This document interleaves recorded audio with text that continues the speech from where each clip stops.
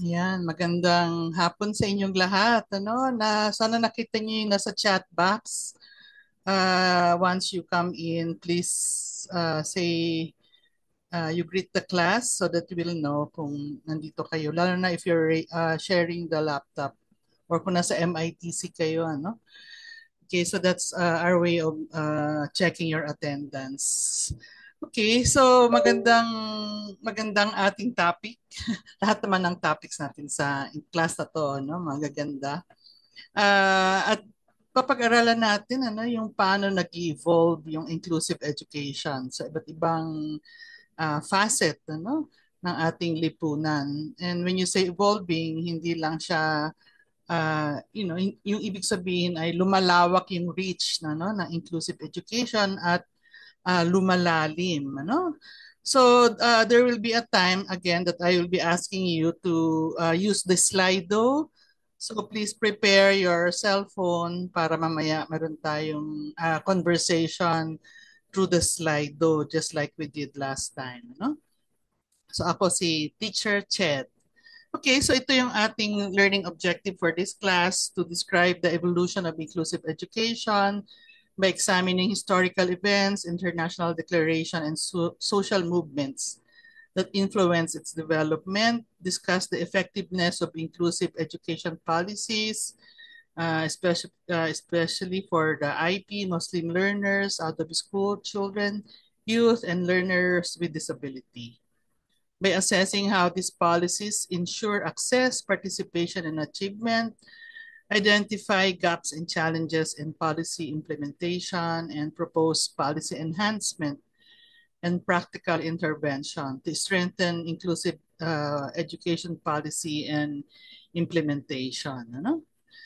So ito yung stages kung paano nag-evolve ang inclusive education.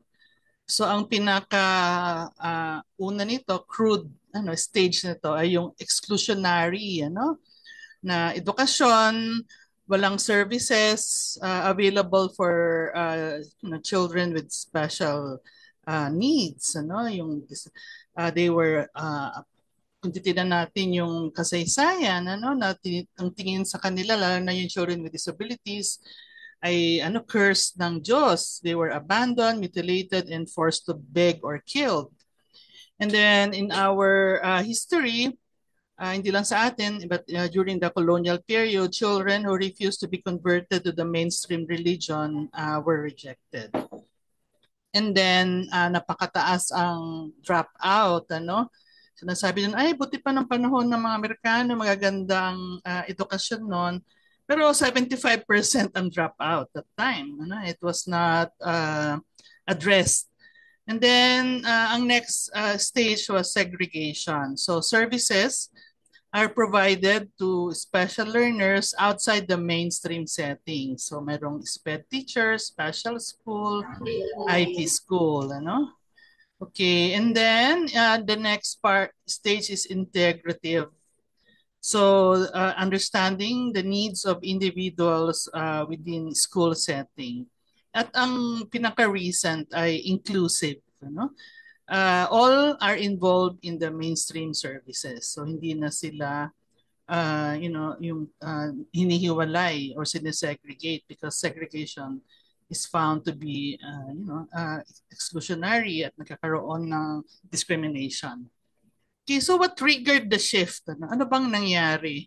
And then makikita rin natin na yung shift ay hindi lang sa kabuuan ng mga learners, pero may mga shift din ng pananaw for every group of learners. So, if you look at history of education itself, yung mass schooling that we have now, kasi before naman nagkaroon ng mass schooling was only introduced in the 19th century. Before, may mga education para sa mga scribes, sa mga artists, sa mga gustong magtrabaho sa gobyerno, But later on, the Prussians or the Germans were the first to introduce the notion of mass schooling. So it emanated in Prussia or Germany. And that time, kaya na-invento yung mass school system ay dahil may pangangailangan ng mga trabahador, workers sa factories because it was the period of industrialization. It was also the period when states were yung integrating yung mga nasakop nilang mga maliliit na mga communities. Okay? So that time when mass schooling was introduced, ano na kaagad siya, may inequality na kaagad, So yung mga aristocratic class, may 3 level, okay, and then merong elementary, high school, and then may universities. Pero sa mga common, pangkaraniwang tao, ay tinatawag na folk school. So parang elementary lang siya, 7 to 9-year-old, free, universal, compulsory, at ang tinuturo ay God, Emperor, and Country. Okay? And then literacy, manual work for boys, domestic science for girls. At yung mga eskwelahan nun na na-invento ay kamukha siya ng factory para maihanda, no? 'Di ba kahit yung mayroong papasok sa sa umaga, and then mayroong coffee break, 'di ba? May recess. Okay, and then parang kaya nga batch production. So, sino ang kabatch mo, 'di ba? Naging standardized, parang kung ano yung logic ng factory na na standardized, pare-pareho, uh, yun din ang naging logic ng school, ano? So, kung titignan natin, yung school system was, when it was established, it was already exclusionary, It was already hierarchical. And there's a theory in sociology of education na yung inequality, yung hierarchical relationship and equal power relationship sa lipunan ay nire-reproduce ng eskwelahan, ginagamit yung school as ideological state apparatus para kung ano yung gusto ng nasa power, yun ang masusunod, using the school as its tool, instrument. Okay, and then during that time, dahil very effective ang Germany sa pag-set up ng mass schooling, na they were able to reduce illiteracy, naging unified sila kasi sa German school, sa mga school sa Prussia, dapat German language lang, bawal magsalita ng mother tongue. And then okay. And then natuwa yung mga tao all over the world. And so they sent their educators like Japan, US, they sent their educators to Germany. And so kung ano yung naging framework ng Germany for mass schooling, it became this framework for all public school or state-sponsored school all over the world. So the school was established to develop, to nurture learners, children to be compliant citizen, and to become workers dun sa kanilang yung sa mga factories and other yung farms, mga ganyan. And then what happened? Nagkaroon ng major event sa ating kasaysayan. Nagkaroon ng ethnic cleansing, kaya nagkaroon ng World War II. So si Hitler, nabanggit na to dati. Gusto niya ng pure Aryan Caucasian race. Kaya maraming pinatay, 6 million Jews, millions of others from ethnic minority groups, gay men, Christian, and disabled infant adults suffered at the hands of the Nazis. So there was intimidation, confiscation of properties, torture, castration, sexual abuse, mass killing. And that was the start of World War II. So 50 million died, and then there was so much losses. So nung natalo na yung mga Nazis, there was a moment of unity sa mga world leaders. So they came together, and then they decided to agree on minimum standard of dignity to be afforded to all human beings. So dito na naging mainstream yung rights. Karoon ng yung lahat ay mayroong right of to freedom of thought, conscience, and religion without discrimination on grounds such as race, color, sex, religion, language, etc. And so talagang binago, no, yung Universal Declaration of Human Rights noong 1948, right after the World War II. Talagang binago niya yung mundo, no? So kanya hindi natin na-feel yung pagbabago eh. Pero can you imagine that during that time, before the UDHR, no 1948, legal, ano? Legal ang discrimination, legal ang segregation, legal ang oppression, legal ang confiscation of properties, ano? And then there's no hindi obligado ang mga gobyerno that time to provide education, healthcare or social support.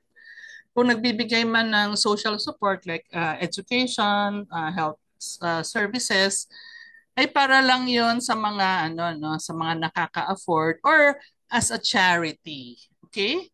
But because ayun ano, nagkaroon ng UDHR, naging available ito sa lahat kahit na hindi mo ma-afford. And because of this Universal Declaration of Human Rights, nagkaroon ng ano no, it inspired civil rights and social justice movement. Kasi hindi naman basta-basta na i-give up ng mga nasa kapangyarihan ang kanilang ano privileges, 'di ba? Ang mga social elite naman ang namumuno.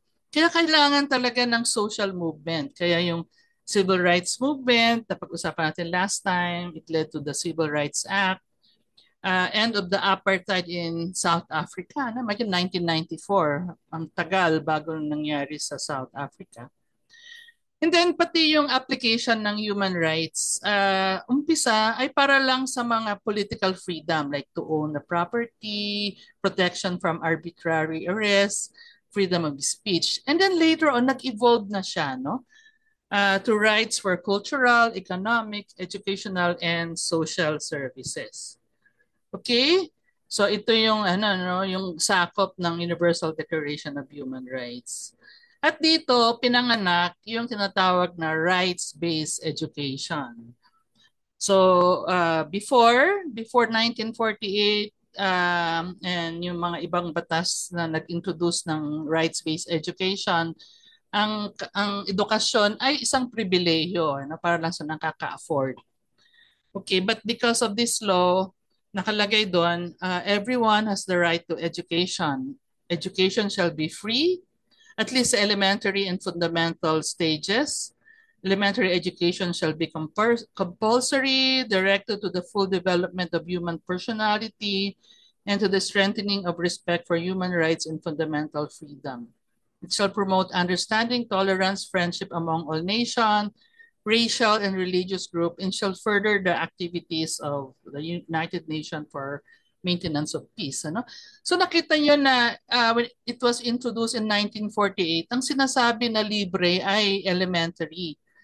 Pero lumalim siya, di ba? No 1986, pati high school naging libre na rin. Ano? And then lately, nagpati higher education. So nakikita natin na lumalalim, ano? Lumalawak ang kanyang sakop. And itong rights-based education na to ay hindi lang, para to assert your right, pero meron siyang purpose for social cohesion, ano? Kasi parang ayaw nang maulit yung nangyari ng World War II. So itong rights-based education na to should promote cohesion, mutual understanding, tolerance, and friendship. Okay? So, ito yung ano no, yung essence ng ano rights-based education. So, from 1948, tagal, 1989, doon lang lumabas yung Convention on the Rights of the Child. So, ayan, naging clear, ano, na yung with every child should not be ano no yung dapat they should be treated without discrimination of any kind kung ano man yung kanyang race, color, sex, language, religion, political or other opinion, national, ethnic or social origin, property, disability, birth, etc. No? So ayan, kahit na compulsory ang primary education, sinasabi na niya na available dapat and accessible ang secondary, vocational, and higher education. and it should provide scientific and technical knowledge. So nakikita na natin yung isang feature ng inclusive education. Remove all barriers, discrimination and poverty. So yun ang na-identify. And then encourage regular attendance in school, reduction of dropout rates. So nire-recognize na niya yung issue ng dropout. Sufficient yung quality. Dapat children should benefit from the school. And then yung school discipline consistent with the child's human dignity and in conformity with the present convention. Ano? So sa Pilipinas, nagkaroon lang tayo ng RA sa child protection na bawal yung pamamalo. Ito, bago lang, ano? Although 1989. Then ito yung binanggit na ng mga previous lecture. Ano? Yung EFA, no? Yung World Declaration on Education for All, started in 1990, reiterated in 2000. No? Okay, so kaya ito na-introduce kasi 40 years na after yung UDHR, madami pa rin ang nagda-drop out. Ano?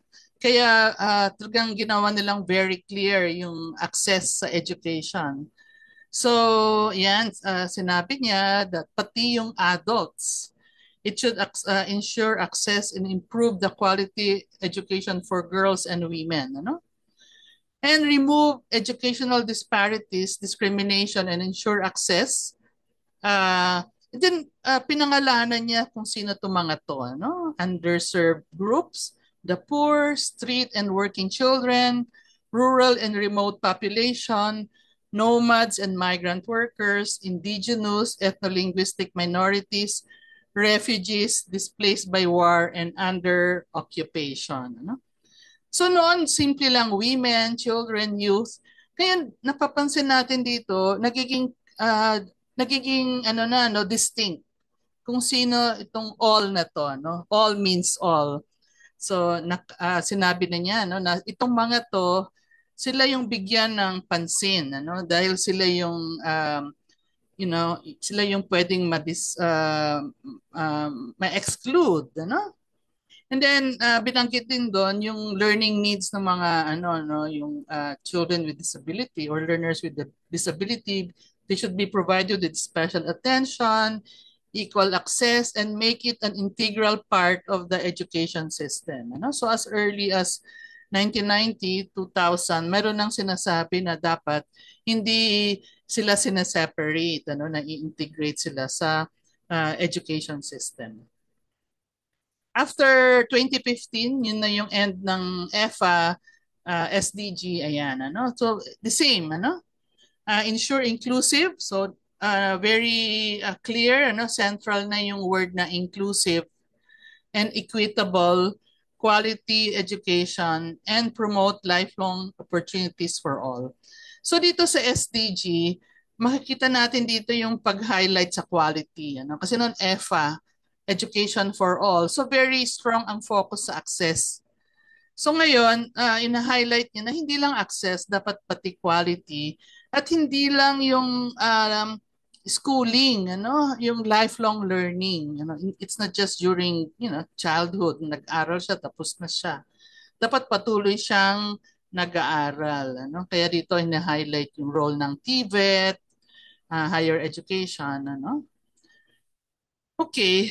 So, as a result of all this, yung si Ainscoe, isa sa mga nag-contribute ng idea kung ano ba yung elemento ng inclusive education. Yan, rin to, nasabi na to previously, if there's something that you would remember from this class, ito yon, That first, inclusion is a process, So it's not a one-time event. Nakita naman natin how yung UDHR nag-evolve through the years. So it's a process of broadening, deepening, and inclusion is not just access. We make sure that children, all children, youth are present. So presence or access, they participate sa school, hindi lang sila nakikinig, nanonood, or spectators, they participate and they achieve. They become successful academically. Okay, so lumalalim presence, participation, and achievement of all students. Ano? So it's access and quality education. So hindi siya yung tokenistic na, oh, na yan, pumasok na, mayroon na sila. Kundi dapat nagiging, champion sila. No? They are able to be successful.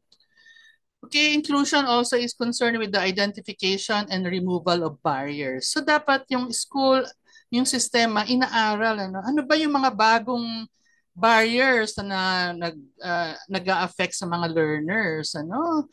So nung unang panahon, hindi naman iniisip yung online, yung mga gadgets, internet, ano, when 1948, 1989 na inintroduce ang education for all. Pero ngayon, very strong na yung paggamit ng technology. So, dapat there's a continuous identification of barriers at thinking of ways to remove them. And then, a particular emphasis on groups with learners who may be at risk of exclusion or underachievement. So, dapat may ganitong pagtingin, ano? Kumbaga sa normal curve, sino ba yung na-exclude? Okay, kasi normally, when we do policies, kahit teacher ka, di ba, usually sa findings, ang strategy ng teacher ay para sa average or sa majority. Ano? So, dapat walang mga exclude.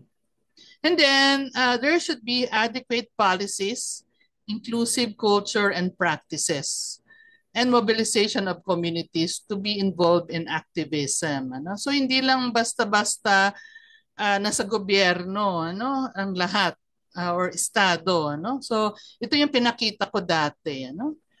So ito yung elements ng rights-based inclusive education. So yan, nabanggit ko na yung policies. Ano yung mga practices sa school, sa pedagogy. Okay. And then ito yung levels of participation, ano. Ensuring access, participation, and achievement, and then in creating inclusive culture.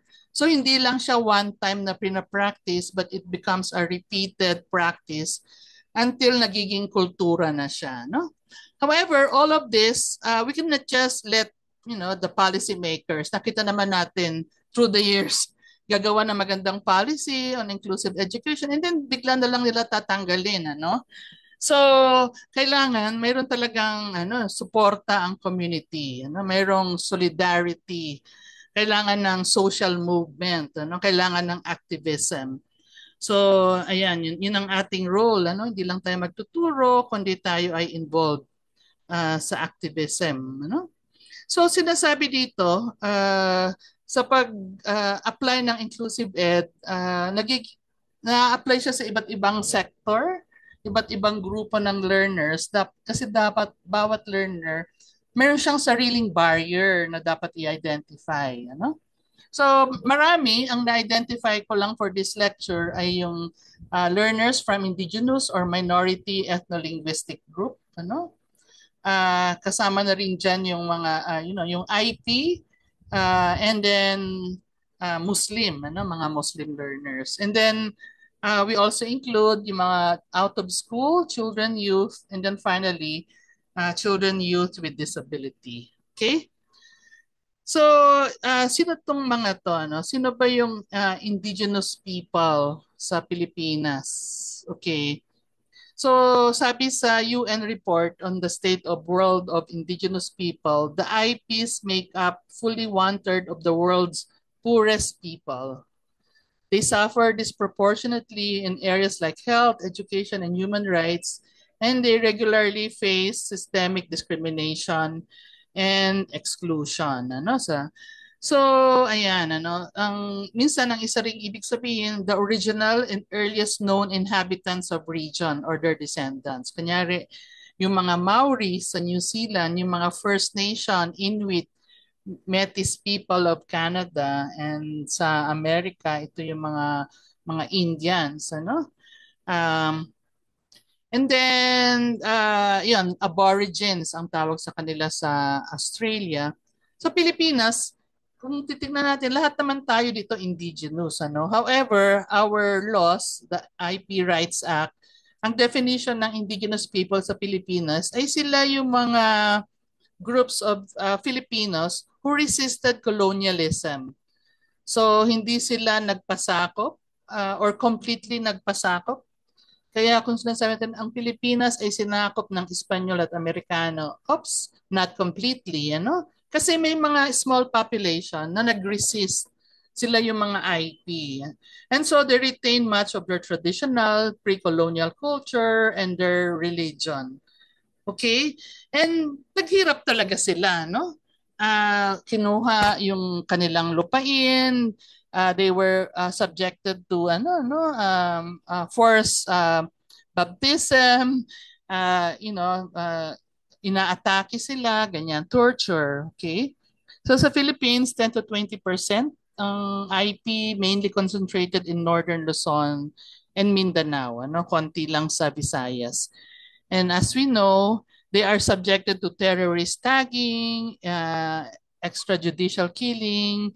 During martial law, they were forced to evacuate their land. They were victims of mining and energy projects in the IP lands. Ano? So alam natin ngayon nangyayari sa mga dumagat.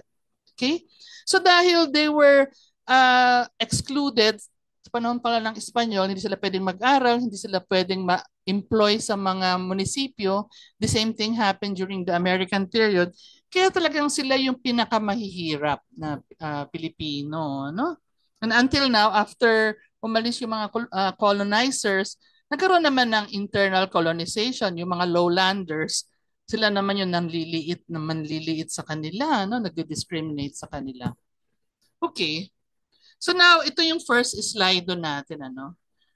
Given itong nature ng IP, children and youth, in an inclusive education setting, what will be your message or messages for children from an indigenous cultural community? Yeah. Okay, so please feel free to write your answer. Kina-scan nyo ba yung slide? Hello? Ayan, salamat. Meron na, no? So, scan the Slido. Ito yung number 319-20196. Okay, so ano yung messages nyo sa mga para sa inclusive education? Ano yung mga messages nyo sa mga children from an indigenous cultural community? Okay. So there are 6 students who are typing. So let's wait for your answer. Kung nahihirapan kayo.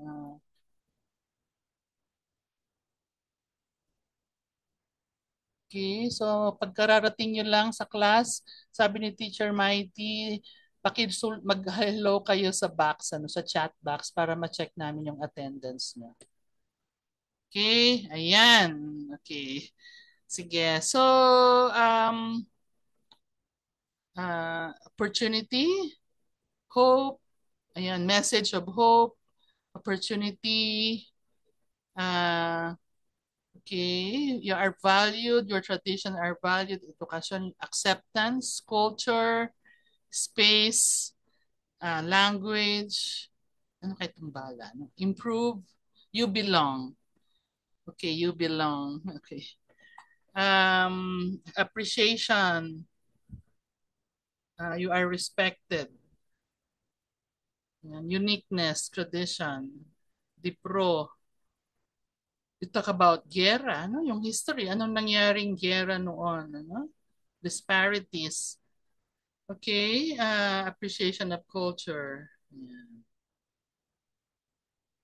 Liberating.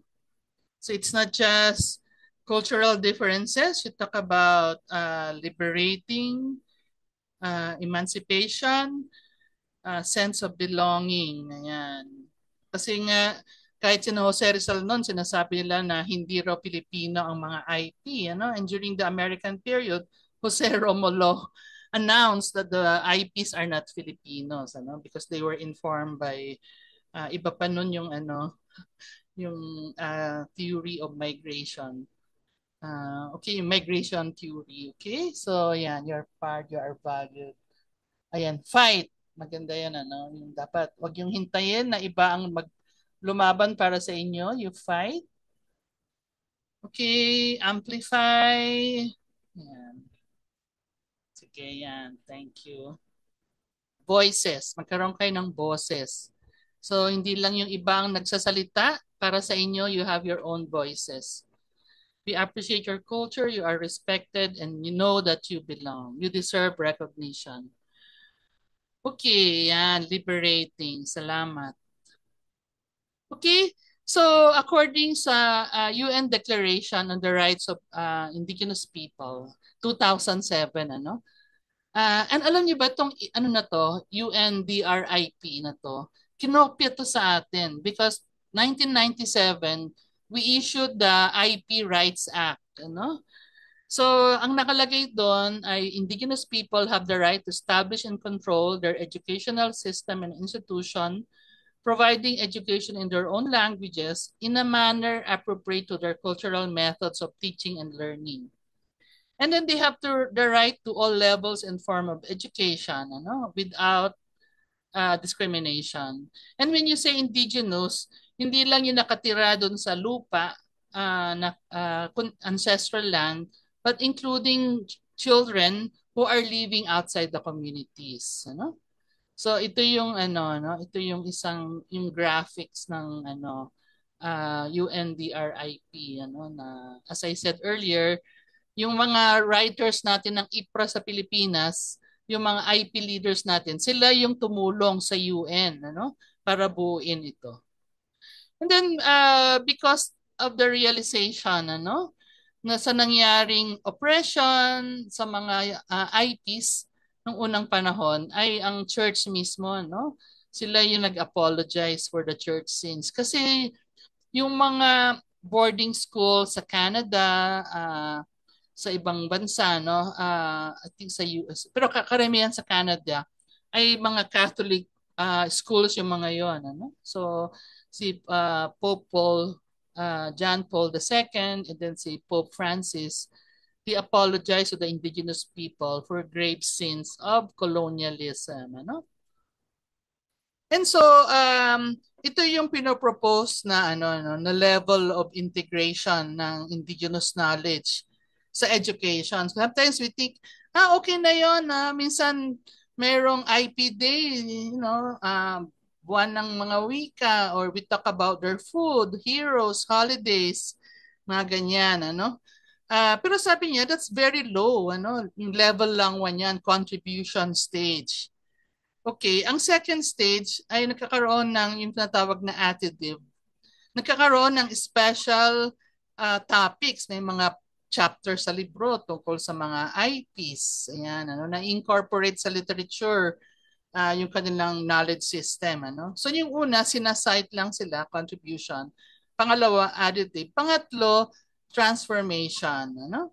So, so nakikita na yung kanilang kaalaman is legitimate. Kunyari, their knowledge about healing, their knowledge about the stars, yung constellation. So they are the same as Western knowledge ng ano ba to, yung pag-interpret ng stars, ano? Yung taxonomizing, pag-taxonomize ng mga halaman, yung knowledge about the environment, ano? So these knowledge are not marginal or ano ba tawag dun, yung superstitious, but they are yung kanilang epistemology, ano yung kanilang knowledge system is valid. Okay? So, nung una, very fragmented, kinukuha lang yung mga damit nila, pinifeature yung mga songs nila. Later on, mas malalim na pag-discuss sa kanila. And then later on, tinitignan na kung ano yung kapantay, ano? Nagkakaroon na ng ng mas yun nga yung pantayong pananaw minsan tinatawag yan, no? Ano ba yung tingin sa mundo? How did they interpret the world, their environment? Okay, and then finally, yung pinakamataas, social action. So ito na yung activism, ano? Yung may effort na ipaglaban yung kanilang karapatan, yung kanilang mga na wag pagtawanan, gawing entertainment yung mga damit nila, ginagamit lang for entertainment yung mga tsura nila, so mayroong ganong level, okay? So, kung titingnan natin yung batas, nagkakaroon din ng evolution, Noong 1957, yung batas ng International Labor Organization Convention, ang pagkakasabi niya sa mga IPs ay relic of the past to be developed or integrated out of existence. So parang anomalous yung presence nila. No? That was 1957, 10 years after the Universal Declaration of Human Rights. Pero nagbago na siya. No? In 1989, kasabay ito ng Declaration of Children's Rights, the ILO Convention, sinasabi na ang presence ng mga indigenous people, their historicity, and cultural indelibility. Okay, there should be respect, affirmation, collective, and affirmation of their collective and individual right. Ayan, So noon, ang tingin sa sa kanila ay uncivilized, lalo na yung panahon ng colonial, they lack education, Pero later on, nag-evolve na siya na ang tingin sa indigenous knowledge are as valuable and sustainable and as parallel siya sa Eurocentric knowledge. And then before, ang tingin lang sa mother tongue ay bridge para matuto ng English. So it's just transitional, very subtractive. But there are, educators who see that, it's L1 maintenance. The mother tongue should be maintained. There should be multilingualism. Kahit na alam na ng batang mag-English. Hindi yung, ay, marunong na siya mag-English, kalimutan na yung mother tongue. Before, there was indiscriminate use of IP materials. So, kailangan ko ng project sa arts, gagamitin ko yung mga tapis, yung mga sa music, gagamitin ko yung gongs. Pero later on, ay meron palang sacred meaning. So ngayon, bago gamitin yung mga yon, like especially gongs, at saka yung kunyari yung wine nila, kailangan ng free, prior, and informed consent. Kailangan merong consent-seeking processes mula sa elders. Okay? Traditionally also, yung mga IP education, indigenous knowledge, ay ituturo lang sa mga IP. Pero ngayon, there's a move, pero hindi pa siya masyadong popular, that the indigenous knowledge system and practices, indigenous peoples, languages, ay hindi lang sa mga IP, but everyone, pati yung mga lowlanders, non-IPs, should be informed, and malaman nila yung history and mga cultures and knowledge system. Okay? So marami tayong policies para sa mga IP children. So ito siya, yung RA 83720, yung sinasabi kong IPRA, very famous IPRA. And then sa DepEd Order, Order 62, 2011, ito yung IPED Policy Framework, creation of IP Education Office. So dati wala, kamakabit lang. And then 2015, IP Curriculum Framework. So nung sinasabi na dyan sa curriculum framework kung paano gamitin yung mga artifacts, paano mag-seek ng permission sa mga elders, how to work with the elders in developing the curriculum, etc. But if you notice, all these are all DepEd order. Wala pang RA. So ibig sabihin, pwedeng baguhin. So ang mga strength ng policies natin for IP children and including Muslim is the legal recognition of indigenous and Muslim identities and education. So nakalagay na sa batas na importante ang kanilang kaalaman, knowledge and belief system, practices and languages. And then meron ng institutional support. May office na sila sa DepEd. And then binabanggit yung community participation sa paggawa ng curriculum. So dapat hindi yung mga curriculum experts kundi kasama yung mga elders. Ano yung mga weaknesses nila? Ayan, kulang sa funding and resources for implementation. limited ang teacher training, and limited ang integration of cultural competencies. Ano? Mas ina-emphasize niya na dapat standard national competencies. Ano? Hindi tinitignan ko ano ba yung cultural competencies. And then there's weak monitoring and sustainability mechanism. Walang clear measure. Ano ba yung success? Ano ba yung success sa IP or Muslim education? And then lack of enforcement mechanism. Hindi minomonitor. Ayan meron ng batas. Bahala na kayo mag-implement. Ganyan. Hindi siya binabantayan. And alam naman natin na yung MTBMLE, tinanggal siya. Basta-basta na lang. Importante yung languages. Okay, so now let's turn to one group of children who are prone to be excluded. Ito yung mga out of school, yung mga nagda-drop out or prone mag-drop out. And sila yung usually yung pinakamahihirap din, out of school children, youth, and adults. Okay, so laging sinasabi ng FLEMS, PSA to, Philippine Statistical Authority, na talagang marami sa tayo sa mga highest ng mga dropout sa Asia Pacific. Okay, lalo na nung pandemic. And then ayon sa EDCOM 2 report, year 1, 5% of elementary age children are not in school. Elementary age lang yan. Mas marami pa sa high school. So, around maybe conservatively mga 6 to 7 million ang mga school age children na wala sa eskwelahan. Pwedeng isang bansa na to, 5 to 6 million, pwedeng Denmark, Singapore, kung pagsamasamahin mo sila. So what are the reasons for dropping out? So yan, I think I showed this last time. Disability is one, especially sa age group na to, 5 to 15 years old. And then housekeeping, where is mataas siya sa mga older children. Ito yung marriage, taking care of children. Lalo na sa babae, So reason for dropping out because nabubuntis sila, nang-asawa sila. And then yung they have to look for work, ayan, from 12 years old hanggang 17, ganyan, tumataas. Lack of personal interest.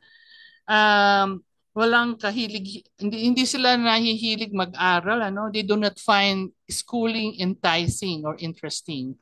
Mataas siya sa 5 to 11 and then biglang taas sa 12 to 15 years old.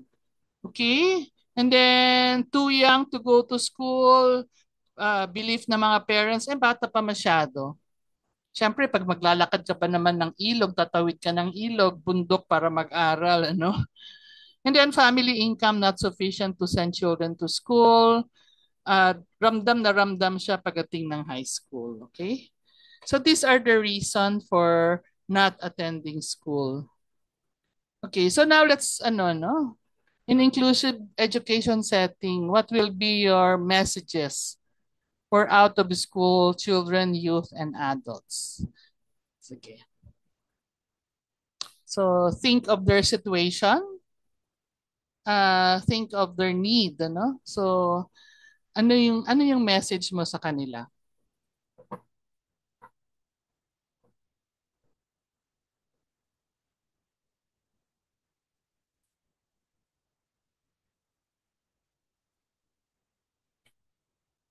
Okay, don't be afraid, stay strong. There's always an opportunity to learn even outside the school. Okay, that's good, Na hindi lang sa school, kundi sa labas. Never too late, okay? It's never too late to go to school. Kaya nga sinabi na lifelong learning, it's not a race. Don't be hesitant to learn. Don't be afraid. Life is not a race. Pag wag nilang, yung iba yung kanilang pathways. You can start again. Okay, there is hope. Let's fight for our right, Keep on striving. There's always an opportunity to learn even outside the school. School is just one of the many avenues for learning. So dito at least nare-recognize nyo na kahit nagwo-work sila, or nasa bahay, nangingisda, ganyan, na it's also an avenue for learning, like informal learning. It's not your fault. Yan, no? Laging sinasabi, kasi pasaway ka, ganyan, ano? Your journey in learning has no limits. Age doesn't matter. Okay, you keep on learning. Keep persevering. Padayon. Okay. You are at your own pace. So learn at your own pace. You're worth a lot. Okay? Tuloy lang. Dreams. Ayan, importante yung dreams. Kung kausap mo yung mga ALS learners, sabi nila, paano na yung mga pangarap ko? Ayan, very important. Kasi what drives them is their aspiration, yung dreams. You can start again. Yan, there is hope. Okay. Sige. Teachers believe in you. Understand. Okay. Sige. So, yan, you can try as much as you can. Voices, again, yung boses nila. Magkaroon sila ng boses. Hindi porke, ay, mga lang kayo, drop out. Kami ang magsasalita for you. So they should, they should speak and be heard. Okay, hand in hand. Yan, Okay, sige. So, salamat sa mga mensahe nyo sa mga learners na to, So ito yung mga programs na ino-offer ng government and even non-government organization para sa mga bata and youth who are prone to drop out or who have already dropped out, So dapat merong dropout prevention program, yung pag-arrange ng mga classes. And then there should be alternative delivery mode para to sa mga at risk of dropping out or kada drop out lang, ALS para sa mga matagal nang nag-drop out or para sa mga older youth and adults, And then certificate placement and equivalency test. So ito yung mga test, ito kaya sinabi nyo na keep on learning, the school is not just a place for learning. Meron tayong mga PEPT, ANE, Philippine Education Placement Test, accreditation and equivalency test, and then sa college, extension tertiary education and accreditation program na kahit na hindi ka pumasok sa school, yun natutunan mo on your own, Kunyari, nagtitinda ka, gumagamit ka ng math. Diyan, inaaral mo yung produkto mo, binabasa mo yung mga recipes, for example, and then, nag-aaral ka kung paano mag-manage ng karinderya, for example. Meron tayong program na titignan niya kung ano yung experience mo sa trabaho or experience mo sa independent learning mo, sa pagbabasa mo, at bibigyan ka niya ng diploma. So, ito yung, or ipi-place ka niya. So, kunyari, matagal ka nang nag-drop out, and then magte-take ka ng PEPT, alangan naman babalik ka pa sa grade 3, 15 years old ka na.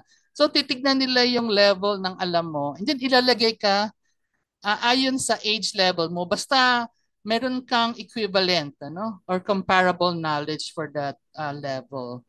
Sa college, mas maganda, Kasi kunyari kahit na hindi ka nag-college, pero nakapag-manage ka ng karinderya, ng restaurant, so pwede kang sabihin ng CHED, bibigyan ka namin ng diploma on HRM, mga ganyan, So so may mga ganong programa ang ating gobyerno, So these are the dropout prevention program, So meron tayong multi-shift classes kasi nga kung siksikan sa isang classes, madaling mag-drop out. Kaya ginawa nila may shifting. Pang-umaga, tanghali, may gabi, para mamamanage yung class size. Multi-grade classes. Kasi itong multi-grade classes, ito yung mga 2 grade level or 3 grade level na sa iisang class. Kasi may mga lugar sa Pilipinas like sa mga remote barangay na hindi feasible mag-set up ng isang eskwelahan. So normally, yung mga bata, pupunta sila maglalakad sila ng malayo papuntang poblasyon, ano? So instead of doing that, magsa-set up ng multi-grade classes so that mayroong, kahit ko konti lang sila, pero sama-sama sila, no? So kunyari, limang grade 3, kasama niya yung 7 grade 2, ganyan, ano? 15 sila, tinuturuan sila ng isang teacher, no? Minsan naman, ang isa ring ginagawa, provision of education through private school. So, mayroong ESC voucher, so hindi enough yung public school, pero may private school, babayaran sila ng gobyerno, no? Yung ESC. Okay? And then, to prevent dropping out, ini-encourage yung mga mayroong DepEd order dito, ano? Mag-home visitation, bigyan ng remedial or tutorial classes kasi karamihan kaya nagda-drop out dahil hindi na sila makahabol. O kaya nahihirapan silang intindihin yung lesson. So dapat bigyan sila ng remedial attendance incentives, like nakita ko to sa Bicol, yung sa Naga, si Mayor Robredo pa noon, bibigyan niya ng 1 kilong rice basta papasok ka, no? And then project graduation, matagal pa mag-graduate pero meron ng anticipation, siguro may graduation picture na sila para ma-encourage silang tapusin. Adapt a student, ayan, pinapa-adapt sa teacher o kaya sa community. Work-study program, minsan may mga garden sa community, may fundraising sila, income generating program para sa mga, kunyari, na-relocate sila or namatay yung parents niya, walang nagsusupport sa kanya. And then, lodging arrangement, so, ang ginagawa ng school dahil malayo yung pinanggagalingan ng bata, naglalagay sila ng parang tulugan, para hindi na uuwi kunyari sa bundok, yung mga bata, doon muna sila matulog. And then peer support, yung mga student organization, ayan, para mayroong social support system yung students, So karamihan, itong mga to, hindi pa to DepEd order lang siya, no? Pero wala pa tayo masyadong policy tungkol dito. But these are the usual practice na ginagawa ng school to prevent dropping out, And then if if they have dropped out or at risk, of dropping out, ito na yung mga tinatawag nilang ADM. Remember, may ADM, may ALS. Magkaiba yung dalawa na yon. So when you say ADM, these are non-traditional, non-conventional system of implementing formal programs of basic education delivered solely or through joint effort between DepEd, NGOs, and LGUs. So, ayan, So, mayroong tinatawag na modified in-school, out-school approach. So, may mga weeks na papasok sila, pero may mga weeks na allowed silang magtrabaho, Kasi karamihan sa mga nagda-drop out ay they have to help sa farm or kailangan nila mag-alaga, tumulong sa bahay, ganyan, So, mayroon silang tinatawag na MISOSA or ISOSA. Yung Open High School program, papasok sila once a week, iuwi nila yung modules, So dito sa may Ramon Magsaysay, mayroon Commonwealth High School, yung mga big national high school, So papasok kunyari mga first year Monday, second year Tuesday, ganyan, And then Friday papasok sila ulit para sa mga exam. Kasama rin sila sa mga JS Prom, mga ganyan. Kunyari may mga activities sa school, kasama rin sila. And then after 1 year, they take the test, summative test, and hindi pass, then tutuloy na sila ng second year. So ganyan, yun yung open high school. Adult night school, so may mga schools na minsan sa private din, like sa Miriam St. Benilde. So sa gabi sila nag-aaral. Okay? Farm school, ito yung mga beneficiary ng CARP. Okay? Yung agrarian reform, So naka-integrate sa curriculum nila kung paano mag-farm, yung farming, okay? And then mayroon ding naka-integrate na values kasi medyo may pagka-religious yung nag-introduce nito, So farming, so they are trained how to manage the farm, yung enterprise sa farm, mga ganyan, ano? And then homeschooling, maybe you're familiar. So the parents, sila yung gumagawa ng pagtuturo sa anak nila. And then Brack School. Yung Brack School, itong mga to, ano? Yung mga floating school. Ito sa mga remote areas, ano, like sa Mindanao, yung mga Badjao, nakatira sila sa mga, ano, di ba, stilt or sa mga bangka. So, ang ginagawa nitong school na to, parang ginagaya niya yung tirahan nila, floating school. Minsan ginagamit din siya para pagsundo ng mga bata.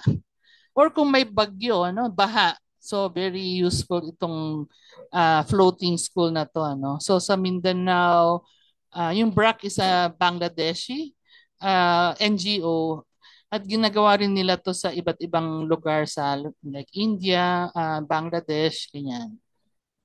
Okay, ang interesting sa BRAC school, yung ano no, yung teacher nila sa kindergarten, yun din yung teacher nila sa grade 1, ano, grade 2, grade 3. So cohort system kasi ang kanilang philosophy kung kilalang-kilala na ng teacher yung mga bata, ano, mas maging comfortable na yung mga bata, ano. There's less reason for them to drop out.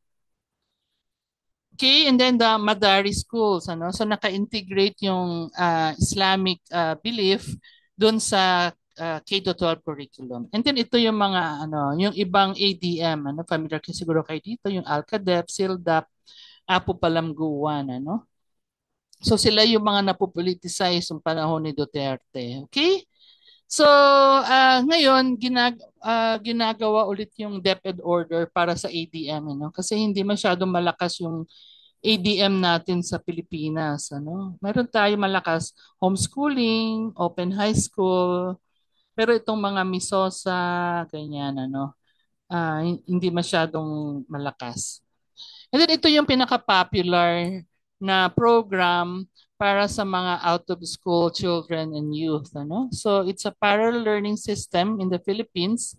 It was established in 1999 nung panahon ni ERAP, okay, Estrada, that provides opportunities for out-of-school youth and adult learners, including children in special conditions, okay, to develop basic and functional literacy skills and to access equivalent pathway to complete basic education. Ano? So yan.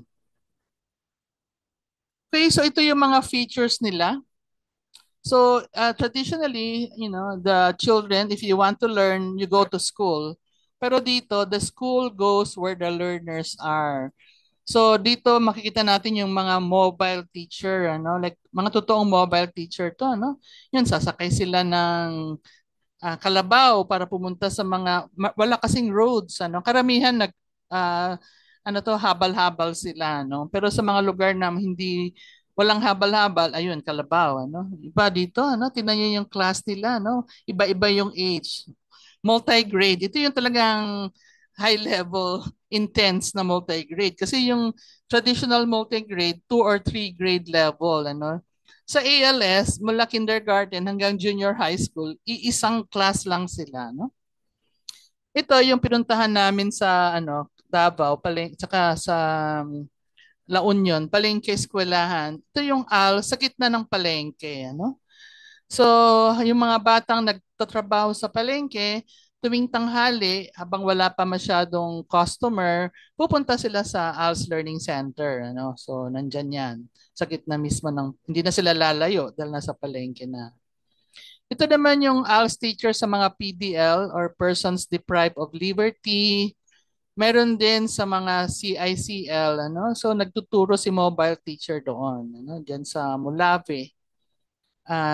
So ayan, uh, then they would take the test also. Then ginagamit din yung radio program, ano. So as radio based instruction. Okay, so multiple entry and exit, unlike sa formal school, pag nag-drop out ka, parang end of the world, ano.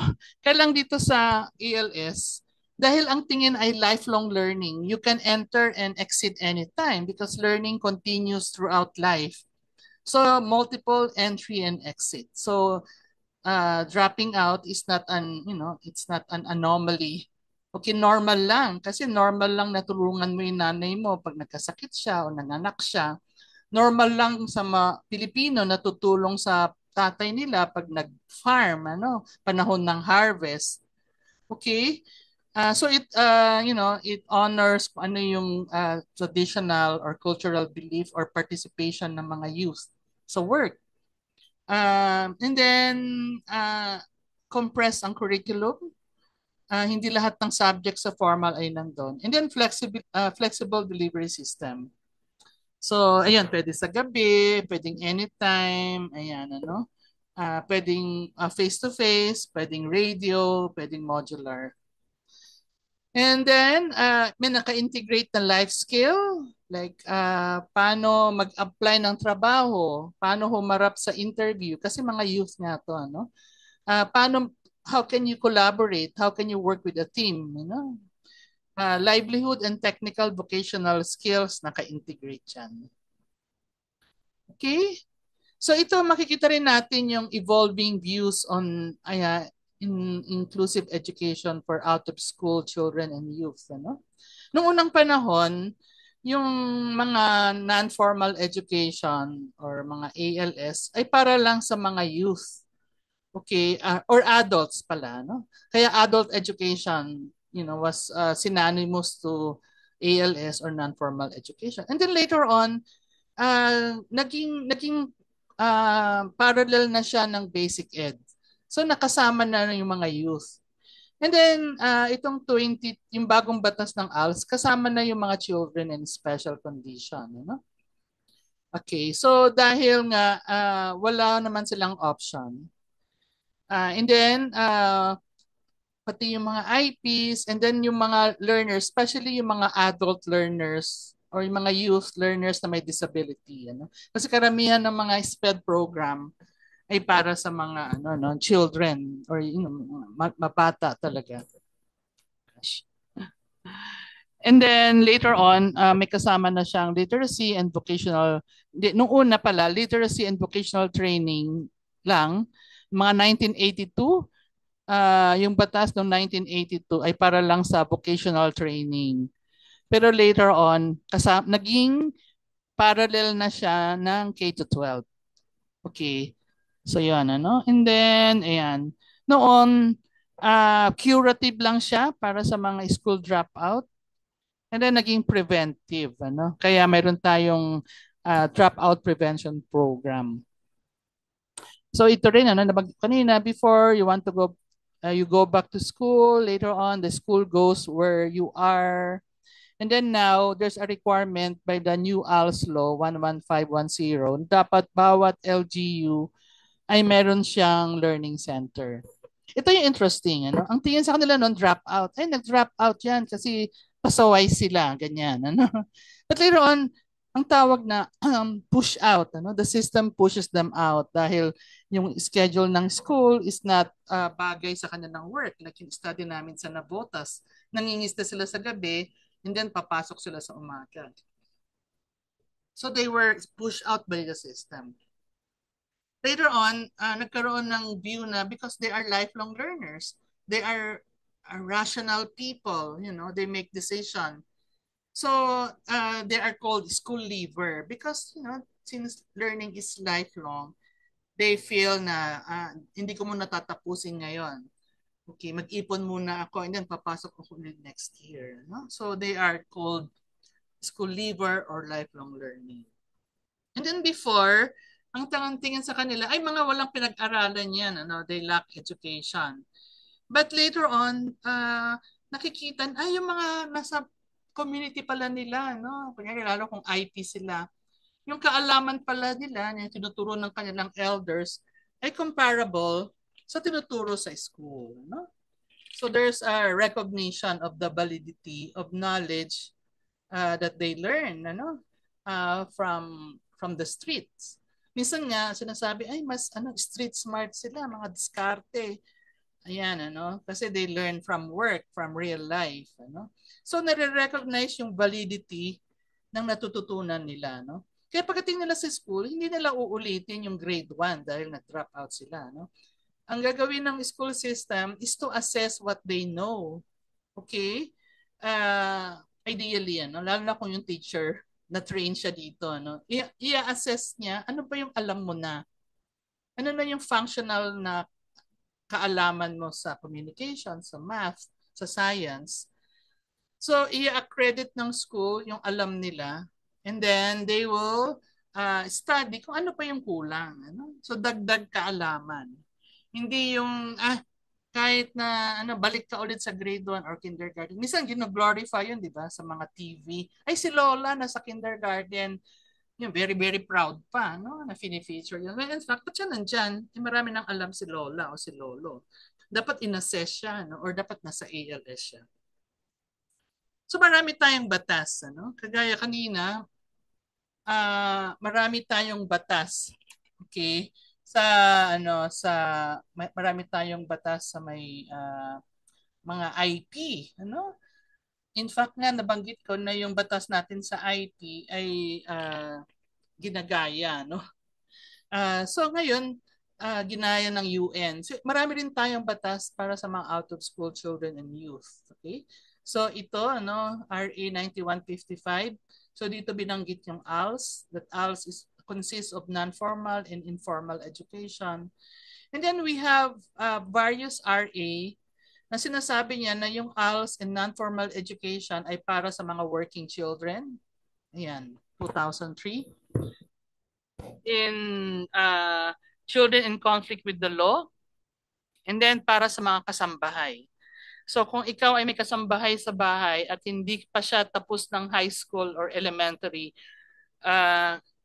yung required yung may-ari ng bahay, yung employer niya na paaralin siya, no? And then ito rin at risk of dropping out, so naka-specify sa batas na yan, And then lately, ito nga yung ALS Act of 2020. So binanggit lahat ng mga learners na dapat punta sa ALS, yung children in special condition, youth, adults, PWD. And then may ginagawa ngayong DepEd order, hindi pa siya nai-issue. Ayan, nag-consult din ng DepEd sa College of Education. So ito yung ADM na nabanggit ko kanina. Paano siya ma-implement na yung ADM? Kasi nga, yung ALS para lang yun sa mga youth and adults. Okay? So ang strength ng mga laws natin, nare-recognize niya yung mga iba't ibang barriers sa education to address various reasons for school dropout. So nakalagay sa batas na yung poverty, child labor, conflict with the law, domestic work, etc. are barriers, so therefore dapat i-address siya, wag tong maging barrier at despite yung mga ganitong condition, domestic work or naging CICL siya, dapat continuous pa rin, learning must continue, okay? And then there our laws also provide legal protection for vulnerable learners. Okay? And then kahit hindi porque CICL siya, wala na siyang rights. So remember, rights-based education. And then institutionalization of flexible learning option. To learn at their own pace, timing, place, and modality. So kaya hindi na lang magde-decide yung school, nasa batas na siya, and then prescription for each LGU to set up a community learning center for ALS. And kung na-implement na tong DepEd order na to, bawat school ay merong one-stop shop for ADM. So, imbis na mag-ALS yung bata, usually kasi yung ALS useful yan sa mga older youth and adults, punta muna siya sa ADM, Bagay ba sa kanya yung open high school? Bagay ba sa kanya yung Misosa? Bagay ba sa kanya yung home study or homeschool, ganyan, So marami siyang pagpipilian, parang menu, titingnan kung ite-test kung kung ano yung bagay sa kanya. Especially hindi naman basta-basta na kunyari diyan ka sa open high school kasi nag-drop out ka. Titingnan dapat ng school, kaya ba niya ng independent learning? Okay? So ipasa niya dapat yung independent learning readiness test. bago siya ilagay sa open high school. Home study. Titignan nila, may parents ka ba na college level man lang na pwede magturo sa iyo, no? So, ayun, titignan, mayroong ganong klaseng assessment. And then, pipirmahan mo, no, na dapat susundin to ng magulang mo. So, magulang pupunta sa school, pipirma siya, pati yung anak, para gawin nila yung program para sa either ADM or ALS. Ang weaknesses ng mga batas na to, no, na ayan, masyadong piniprivilege yung mainstream curriculum, pwedeng hindi tinitingnan yung cultural relevance. Okay. And then implementation to, magaganda yung ating mga policies, ang gaganda niya, no? Kaya nga na-feature minsan tayo. Pumupunta yung mga ibang bansa sa atin dahil dito sa batas natin sa sa ALS ADM, pero yung implementation, enforcement ay hindi siya consistent, lalo na sa mga remote areas, For example, like kanina, 5 million ang out of school youth. Tapos ilan yung mga naka-enroll sa ALS? Only 600,000. Okay. Napaka-konti. And then out of the 600,000, konti lang ang pumapasa, ang nakakatapos ng ALS, and then lalo na yung pumapasa. So, mga kalahati lang ang pumapasa, no? So, ano pa rin, kailangan pag-aralan. Bakit? Ba't ko konti? Kasi naman, dapat magbigay ng enough mobile teachers ang DepEd, pero kung konti lang yung position for mobile teachers, napakaraming dropout. Okay, so walang functional ADM for children, no adequate funding and teacher training. Dapat yung mga iba nagdo-drop out, kailangan nila ng financial aid or scholarship or housing. Pero hindi yung nakalagay sa batas natin. Wala siyang policy support. Okay, so this time let's go to yung condition ng mga learners with disability. So there are according to this article in 2023, 5.1 million or one out of 7 children, Filipino children, are living with disability. And then, ayan, almost 1/4 of them are mga mahihirap talaga.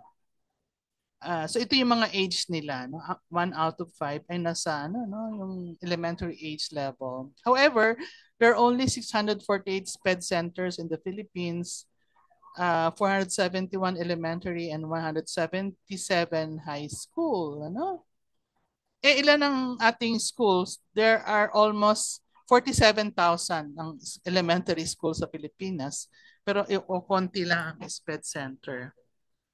So, imagine 84% ang wala pang SPED center. So 16% lang ang mayroon. There are only 4,000 SPED teachers in the Philippines. So napakalaki ang kakulangan. Okay.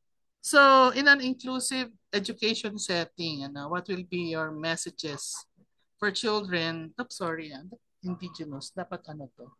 Special needs. Sorry, baguhin ko to. Parang, children with disabilities. So, please, ignore, mali yung aking pagkasulat. Sandali, let me correct that lang. Correct ko lang ha, sandali.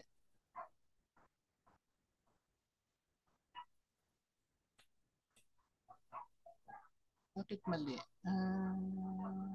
Special needs.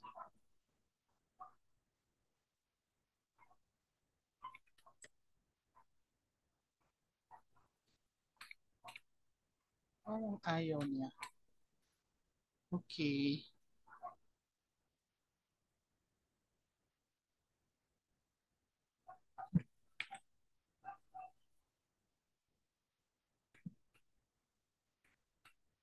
Ayaw talaga. I think mayroong...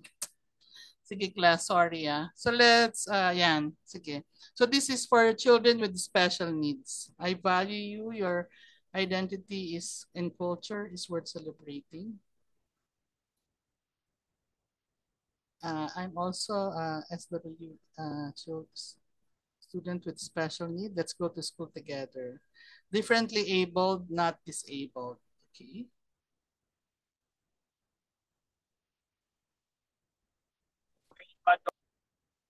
Please don't compare yourself to others. You belong. We see you. We appreciate you. Okay. You belong to the classroom. Education is for everyone. Your disabilities do not make you less of a person. Live life to the fullest. Okay, right. Capable. You are loved. Sarap naman. Your right to education should not be rejected. I value you. You are your potential. Yan. Maganda na ito yung mga messages din nyo sa, ano, no, sa inyong advocacy. Disability is not a failure. Your disability does not define your capabilities. Okay. Your disability, live life to the fullest. Education is for everyone. Ayan. Okay. Thank you. Ano? Meron pa ba? You have a world outside of your weak link. Disability is not a failure. This diversity gives color. Okay, remember, smart. You're a smart. Voice. Again, yan. Have a voice. Okay, thank you. Okay, just keep on writing. Ika-capture ko later to, no? Ipopost ko sa, ano, sa ating FB group. Okay, so ito rin ano yung indigenous inclusive education for sa disability, nag-evolve din siya, no? So before ang view sa disability education or education for students with disability ay napaka-biomedical, ano? So ang tingin sa disability is biomedical. May sakit siya, kailangan i-cure, ano? And then later on, nag-evolve siya to a social view of disability and later indigenous or cultural view of disability. You know? So similarly, disability as faulty needs to be treated to fit in the norm. And later, disability as complex, it's contextual, they are called differently abled. Society and school welcome and develop together with diverse learners, diversity and inclusion as the norm. Okay? So ito, nakita natin kanina, no services to inclusion. Inclusion means eliminating the use of special and special education. Kaya, isa sa mga issues, tatanggalin na yung special. Kasi if there's inclusion, then hindi sila dapat kakaiba, no? So, kaya minsan children with special needs. So, focus on the children, Or minsan, special needs education, Or ang nagiging mainstream is inclusive education, i.e., Kasi dati, dahil nga ang pananaw ay biomedical, kung titignan mo, ang laki-laki ng ginagastos. Kung biomedical ang tingin, kailangan ng bata ng diagnostic services. So that's 15,000 a year. Ay, kailangan niya ng IEP, so 45,000 a year. Kailangan ng developmental pediatrician, 7,000 a year. OT, okay, 96,000. Kasi twice a week siya. Hello? Yes. Excuse me po. Hindi po naka-present yung screen po ninyo. Talaga? Kaya pala. Thank you po. Salamat for letting me know. Talaga. So kanina pa pala hindi naka-present. Kaya nangyayari itong akin.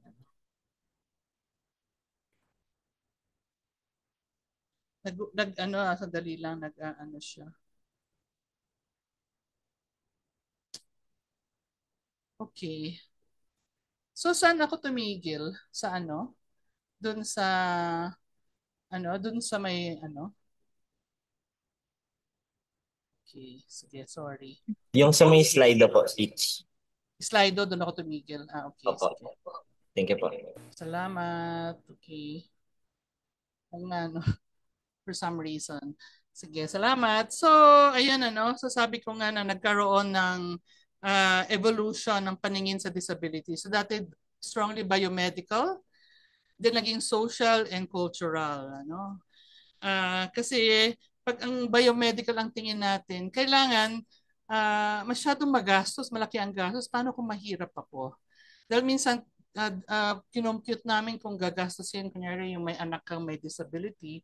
So ito yung gagastusin niya, no? Yung IEP, developmental pediatrician, twice a year, OT twice a week, PT twice a week, speech path weekly. So yan, ano? So, dapat meron kang 623,000 sa year 1 and ganun din sa year 2 and susunod. Ano? Wala pa dyan yung medicine, mga yaya niya. No? So, kaya yung ang pinopromote is no, yung, of course, we ask the government na magbigay ng enough support, services, therapy, but at the same time, we would also want to promote yung social and cultural view of disability. No?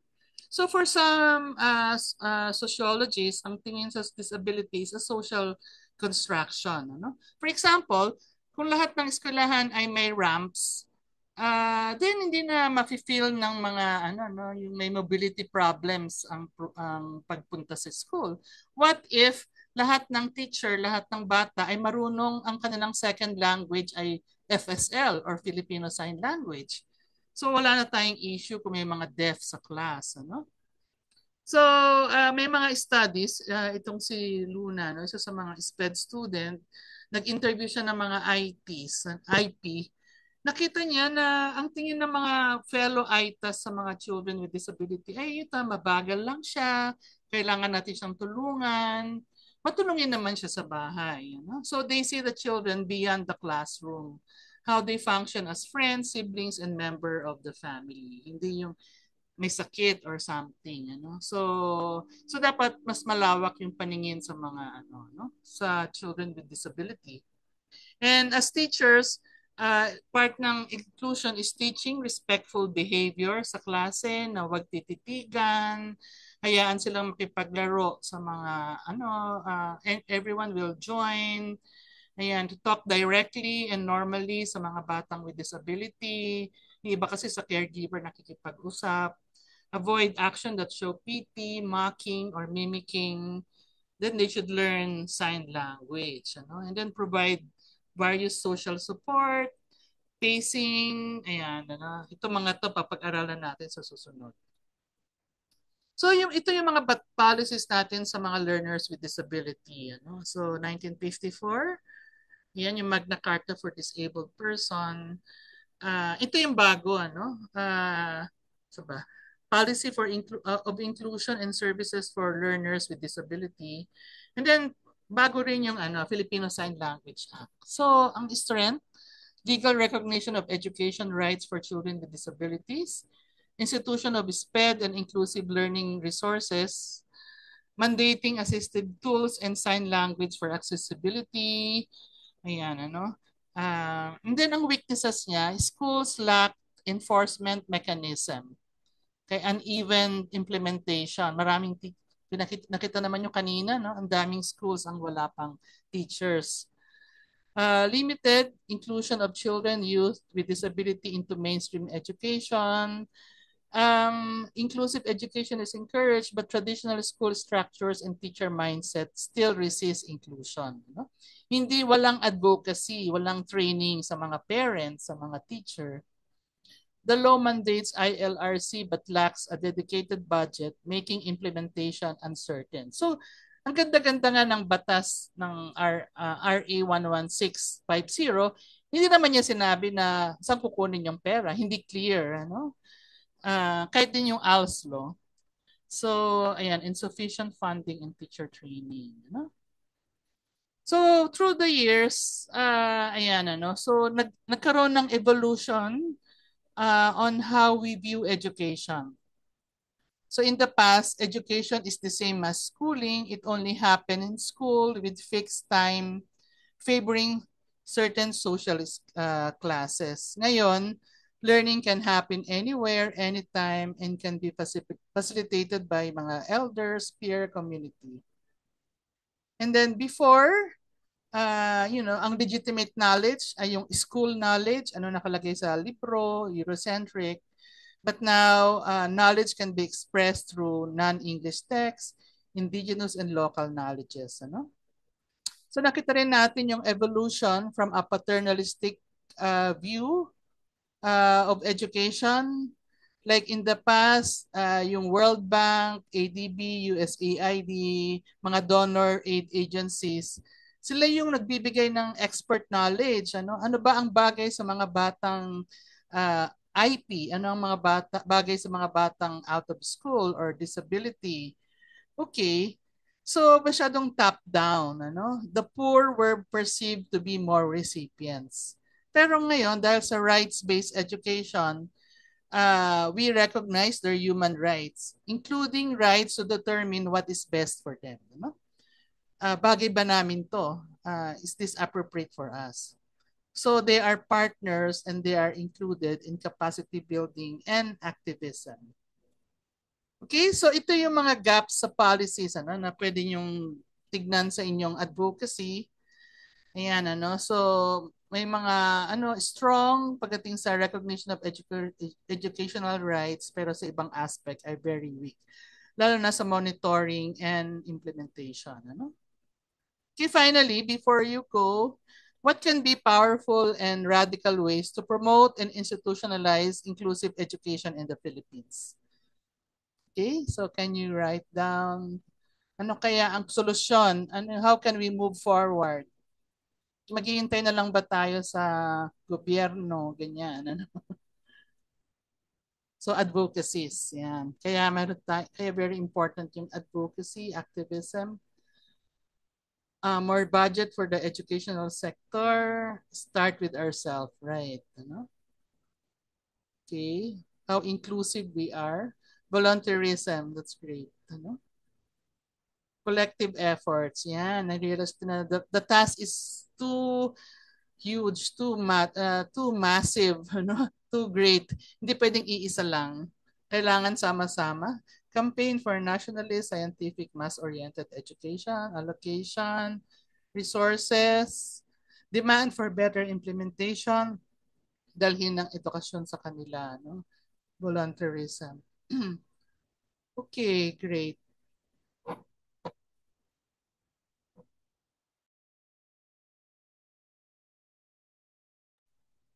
Okay, yan. So, salamat. Raising awareness through advocacy. Advocacy, maraming sinasabi. Committed lawmakers. Kaya sa buwan ng Mayo, iboto ang mga kandidatong may malakas na advocacy sa inclusive education. Ano ba yung track record nila? Bumoto ng tama. Okay, thank you. So ito, that's like what you said, yung advancing inclusive education as a social movement. Kailangan magkaisa. Hindi pwedeng we allow our senators, congressmen. We have to mobilize stakeholders, create spaces for information dissemination and dialogue, organize for policy advocacy. Kaya sa EDUC, sali kayo sa mga org dyan, yung EDSOC, EDSERC, at ano-ano pang mga organization, because that's how you learn to do policy advocacy. That's how you learn to be part of a social movement. Advocate for adequate policy and funding, not just national but local funding. Demand for policy accountability. Dapat mag-report sila, anong ginagawa nila. And then as teachers, as students, we should enhance research to conceptualize ano ba yung IE na bagay sa Pilipinas. Kasi karamihan ng mga IE models, like yung biomedical, is bagay yun sa mga mayayaman, Western. What if, very diverse at maraming kakulangan, mahirap, ano ang bagay na IE sa atin? Okay, so maraming salamat. Next meeting, March 5 and 7, presentation of your advocacy materials per section. Sa 12, another plenary by Teacher CJ, inclusion through social support. And then per section. And then, ang ating exam ay sa March 21. So, bring a blue book. So, hanggang dito na lang. So I hope na nakatulong sa atin itong ating diskusyon itong araw na to. Okay? So sorry po at ako. Lumampas. So before you go, make sure that you have written your name para sa attendance. Thank you, class. Take care. See you next meeting sa mga section sa class natin. Yung Teacher Shen. nag-aaral, kakasama, yung iisa lang ang laptop na gamit nyo, please make sure kayong mga kumakaway kasama ni Ami